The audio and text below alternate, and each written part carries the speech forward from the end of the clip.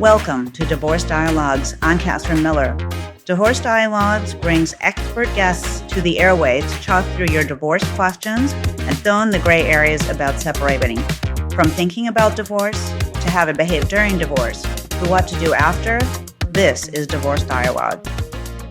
Welcome to Divorce Dialogues. I'm Katherine Miller. I'm the founder of the Miller Law Group and a trainer at the Center for Understanding in Conflict, and I am on a mission to change how people divorce and help them divorce with dignity.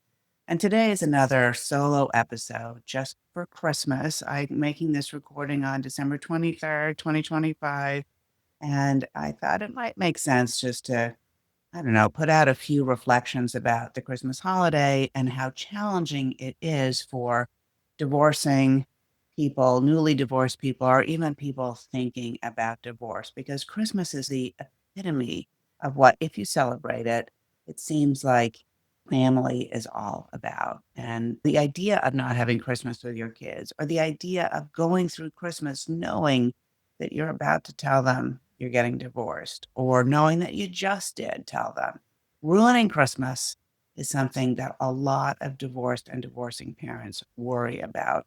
So one thing that it's really important to realize is that Christmas is it's super emotionally loaded, and whether or not it's emotionally loaded in a way that is good or emotionally loaded in a way that feels maybe more trepidatious or scary or anxiety provoking or all of that, Christmas is emotionally loaded. And oftentimes when we have kids, we have this idea that we need to make it perfect for the kids.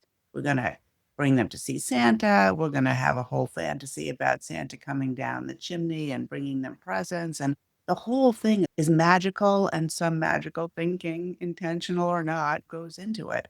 And some of that magical thinking is that, you know what, other people are doing a fantastic job with Christmas. And that's just not true. The holiday season is super stressful, even in intact families. And so I just want to give you a little bit of a pass here. Christmas is hard. And when you're separating and divorcing, it is even harder. But listen, this is not about fixing Christmas. This is about giving yourself a bit of a break to understand that you don't need to create the perfect Christmas for your children. Whatever is going on for them, whatever is going on for you, there are things that are going to be better about Christmas this year and things that are going to be, well, different and maybe not as wonderful as it's been in past years, but that's okay.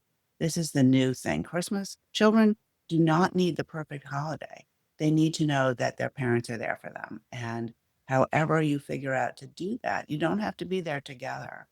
And I think that one thing that is sometimes confusing for people about Christmas, for parents about Christmas, is the idea that we should celebrate it together.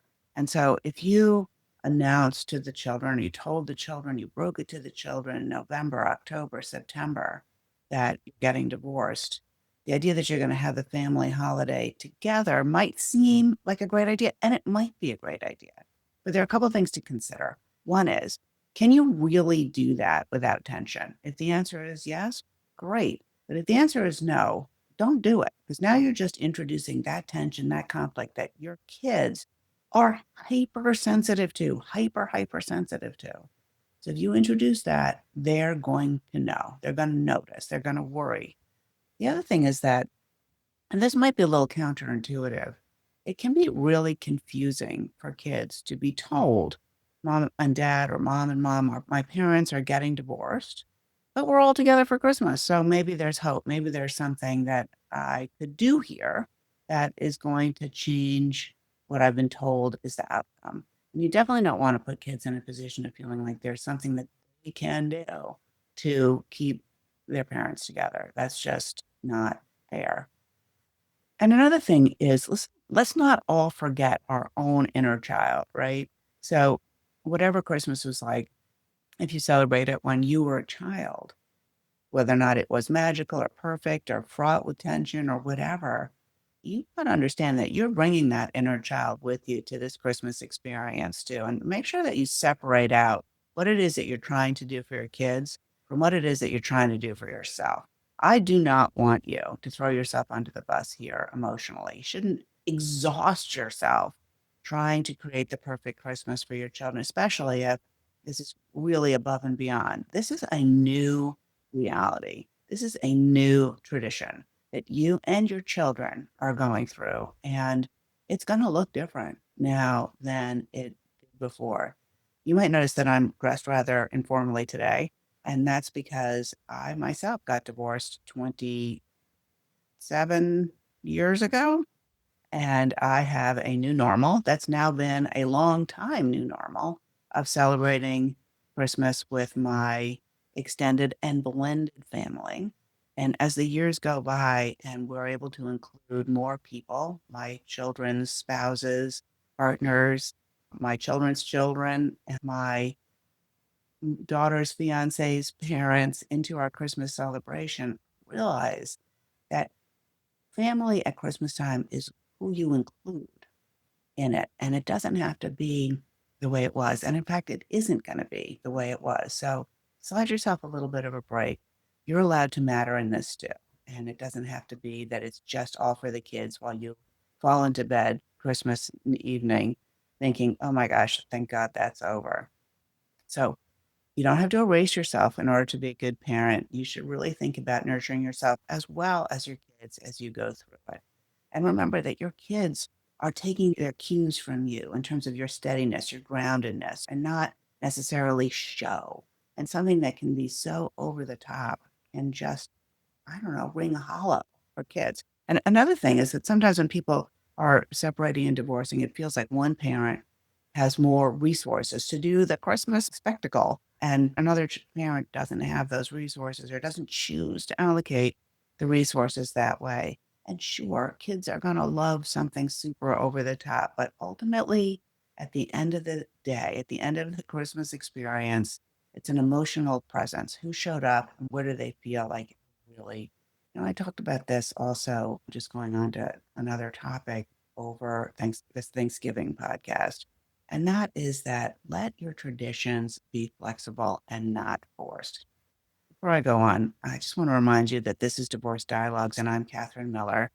Please subscribe to the podcast wherever you listen to podcasts to be sure that you don't miss an episode. And I'm talking today about the Christmas holiday and what it means for divorced and divorcing parents. So making the traditions or letting the traditions be flexible and not try to force the way that it was before. You don't necessarily need to announce a new tradition. You can find it slowly. And the new tradition can be flexible. It doesn't have to be permanent. So try something this year. Did that work? Not work?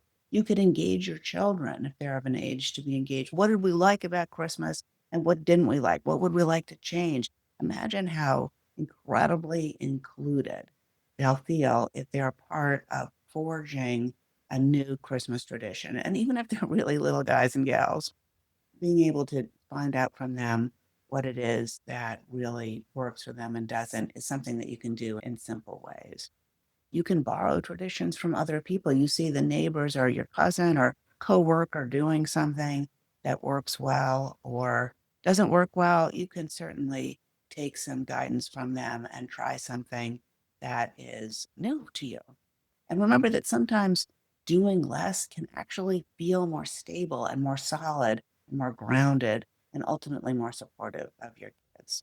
So don't worry so much about whether or not you're doing it right or ruining Christmas for your kids. Most important thing is that you show up for your kids and that they feel your love. Merry Christmas, happy holidays, and my absolute best wishes for a good year. Thank you.